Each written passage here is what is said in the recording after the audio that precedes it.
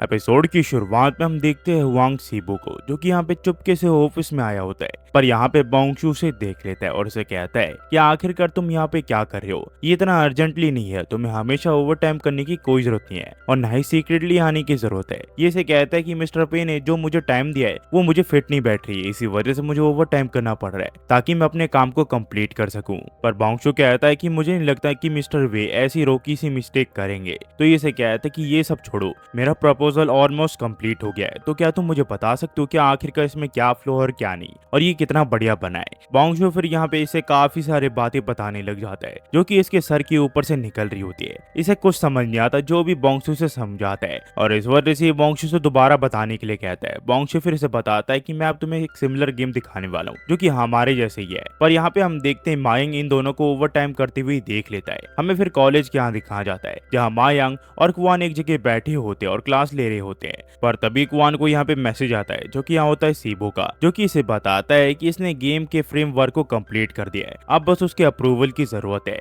Kuan ये सब देख के सोचता है कि इसने तो सबको ओवर टाइम करने के लिए मना किया है, पर आखिरकार ये सब इतनी जल्दी इस काम को कैसे कंप्लीट कर दे रहे हैं। ये फिर सोचता है कि अगर फ्रेमवर्क बढ़िया बन गया तो मेरे लिए प्रॉब्लम हो सकती है। तब यहाँ पे मायंग इसे बताता है कि हुआंग सीबू जो है वो ओवर टाइम कर रहा है और इसकी बात सुन के कुआन गुस्सा हो जाता है और यहाँ पे हुआंग सीबू से बात करने के लिए जाने लग जाता है। पर यहाँ पे तभी मायंग इसे बताता है कि वो यहाँ पे ऑफिस का कंप्यूटर गेम खेलने के लिए यूज कर रहा है। तो ये दोनों वापस आ जाते हैं क्योंकि इसमें कुआन का ही फायदा है। कुआन फिर सीबू को मैसेज करके कुछ चीजों की परमिशन दे देता है और उसी के साथ वो यहाँ पे स्टोरी को थोड़ा चेंज करने के लिए भी कहता है। तभी मायंग इसे कहता है कि वो लोग ओवर टाइम कर रहे हैं, हमें मेरे हिसाब से इसके ऊपर एक्शन लेना चाहिए। पर कुआन कहता है इसकी कोई जरूरत नहीं है क्योंकि गेमिंग इनके कंपनी का काम का एक हिस्सा है। वहीं पे हम देखते हैं ऑफिस के यहाँ पे जहाँ पे सीबो सबको बताता है कि कुआन रेडी हो गया है ओवर टाइम के लिए, इसी वजह से अब ये रात भर काम कर सकते हैं और इन्हें अब किसी भी चीज की चिंता करने की कोई जरूरत नहीं है क्योंकि कुआन यहाँ पे इन्हें यहाँ रोकने के लिए बिल्कुल भी नहीं आएगा। ये सब फिर यहाँ पे ओवर टाइम करने लग जाते हैं और जिन चीजों के बारे में इन्हें समझ नहीं आता है ये यहाँ पे बोंगशू या फिर हुआंग सीबो से पूछते हैं। वहीं पे हमें कुआन के यहाँ दिखाया जाता है जहाँ पे उसे पता चलता है कि पुराने गेम से इसके पर्सनल एसेट भी बढ़ गए हैं और उसी के साथ यहाँ पे इसके जो फंड है वो भी बढ़ चुके हैं और इसे 73 डेज में इसे खत्म करना है। तभी रिचेस इसके सामने आ जाता है जो कि इसे बताता है कि 22 युआन यहाँ पे इसके पर्सनल एसेट से काट देंगे क्योंकि इसने बतख खरीदा है। ये सोचता है कि आखिरकार ये इतने सारे पैसे को कैसे खर्च करे। थोड़ी देर के बाद यहाँ पे मायंग आ जाता है तो कुआन से पूछता है कि आखिरकार वो यहाँ पे क्या करने के लिए है। मायंग इसे बताता है कि हुआंग सीबू ने सबको यहाँ पे ओवर टाइम गेम खेलने में लगा दिया है और अगर ऐसे ही चलते रहा तो यहाँ पे ये लोग रात भर गेम खेल के दिन में काम नहीं कर पाएंगे, जिस वजह से ये लोग अपने गेम को कंप्लीट नहीं कर पाएंगे। इसी वजह से इसके ऊपर सख्त सख्त कार्रवाई होनी चाहिए।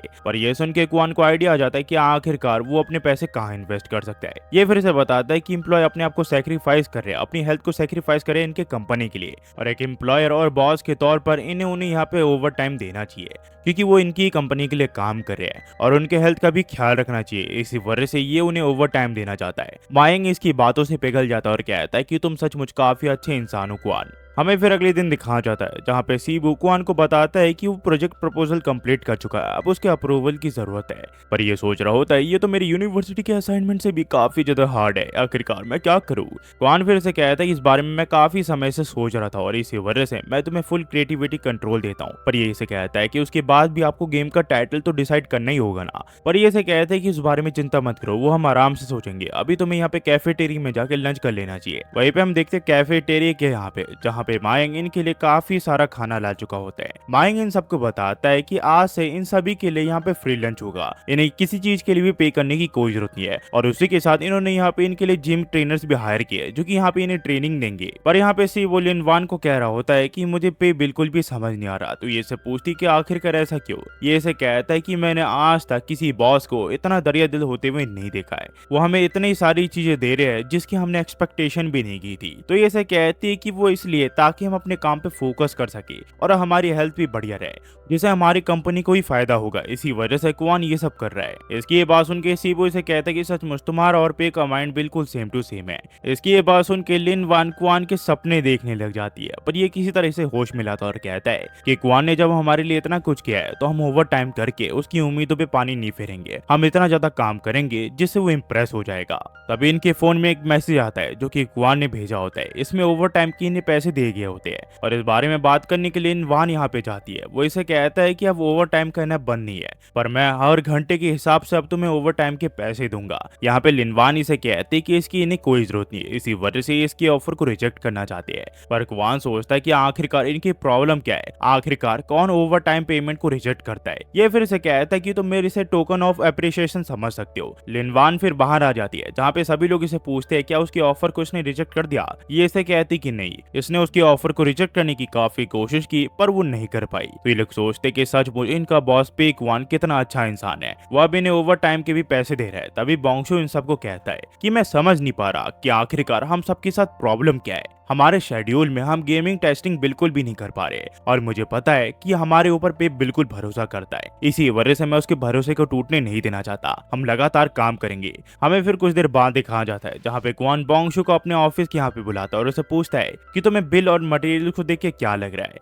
ये इसे कहता है कि अब तक हमारे कंपनी ने टोटल 6,70,000 युआन खर्च कर दिए। हमारे खर्च को बारीकी से मॉनिटर किया गया है, इसी वजह से हमारे यहाँ पे ज्यादा खर्च नहीं हुए और मेरे हिसाब से ये एकदम परफेक्ट बैठ रहा है। हमने कहीं पे भी पैसे वेस्ट नहीं किया है, जो कि काफी अच्छी बात है। पर क्वान इसे कहता है कि ये कैसी अच्छी बात हो सकती है, एक अच्छा गेम बनाने के लिए हमें ज्यादा से ज्यादा पैसे वेस्ट करने पड़ेंगे। और बोंगशू कहता है कि मेरे हिसाब से इतने पैसे काफी एक अच्छा गेम बनाने के लिए। ये इसे कहता है कि तुम भूल गए कि आखिरकार तुम किस वजह से गेम बनाना चाहते हो। इतना अमाउंट काफी नहीं है एक गेम को डेवलप करने में, एक बढ़िया से गेम को डेवलप करने में, और इसी वजह से मैं चाहता हूँ कि एक अच्छा गेम बनाने के लिए तुम हमारे बजट को डबल कर दो। ये इसे कहता है कि ठीक है, आज से हम किसी भी सर्वर को रेंट पे नहीं लेंगे, उसके जगह हम पूरा का पूरा सर्वर ही खरीद लेंगे, जो कि कॉस्टली होगा पर इससे हम एक अच्छा गेम बना पाएंगे। क्वान सोचता है ये तो काफी ज्यादा पैसे खर्च कर रहा है, अब मजे आने वाले क्योंकि मैं अपने सारे पैसे खर्च करने वाला हूँ। क्वान फिर से कहता है कि गेम लॉन्च होने के बाद हम सर्वर्स खरीदने के बारे में सोच सकते हैं, और उसी के साथ वो इसे ये भी कहता है कि बजट कम है तो वो उसे बढ़ा सकते हैं, पर ये अपने सपनों को लिमिट ना दे।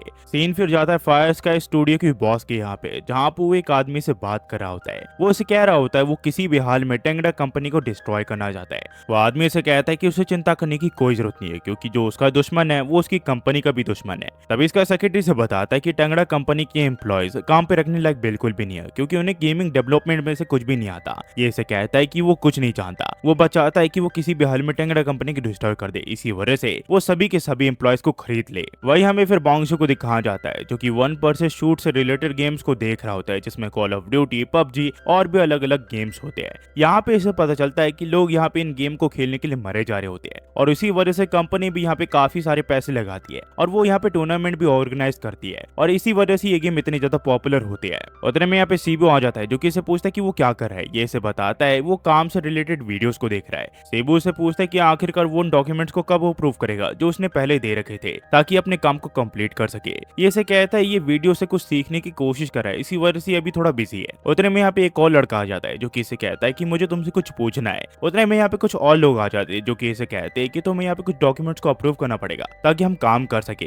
धीरे धीरे करके यहाँ पे काफी सारे लोग इकट्ठा हो जाते हैं, जो कि बोंगशू से अलग अलग सवाल पूछने लग जाते हैं, और बोंगशू को इस प्रेशर की कभी भी आदत नहीं थी, इसी वजह से उसका सर दर्द होने लग जाता है। पर तभी यहाँ पे सीबू से कहते हैं कि तुमने मेरी काफी मदद की थी गेमिंग डिजाइन से रिलेटेड, तो अब मैं तुम्हारी मदद करूंगा। ये फिर सभी एम्प्लॉयज को गाइड करता है कि उन्हें क्या करना चाहिए और क्या नहीं। इसके बाद यहाँ पे इन सभी को एक अनजान कंपनी से कॉल होता है, और ये और कोई कंपनी नहीं, ये फायर स्काई कंपनी होती है। सीन फिर क्वान की तरफ जाता है, जो कि अपनी यूनिवर्सिटी में होता है और अपने क्लास को अटेंड कर रहा होता है। पर तभी इसे यहाँ पे मायंक का कॉल आता है, जो कि आज यूनिवर्सिटी में नहीं आया होता है। ये उससे पूछता है कि आखिरकार वो यूनिवर्सिटी में आज क्यों नहीं आया। पर मायंक इसे बताता है कि इसके लिए एक बुरी खबर है, वो ये है कि फायर स्काई स्टूडियो इलीगली इनके एम्प्लॉयज को खरीद रहा है। इसकी ये बात सुन के ये तुरंत यहाँ से भाग जाता है, और यहाँ से जो कहानी वो भी कंटिन्यू हो जाती है। अगर आप यहाँ तक देख रहे हो तो प्लीज लाइक, सब्सक्राइब और कमेंट करना मत भूलना। हम ऐसी वीडियो बनते रहते हैं, होपफुली आपको ये वीडियो पसंद आई होगी। इसका अगला एपिसोड अगले हफ्ते आएगा, तब तक के लिए वेट कीजिए। और हाँ गाइज, ये कहानी जल्दी खत्म होने वाली है, तो गाइज प्लीज जितना हो सके उतना अपने दोस्तों तक इस कहानी को शेयर करो, क्योंकि ये नई एनिमी है और इसे बूस्ट देना जरूरी है।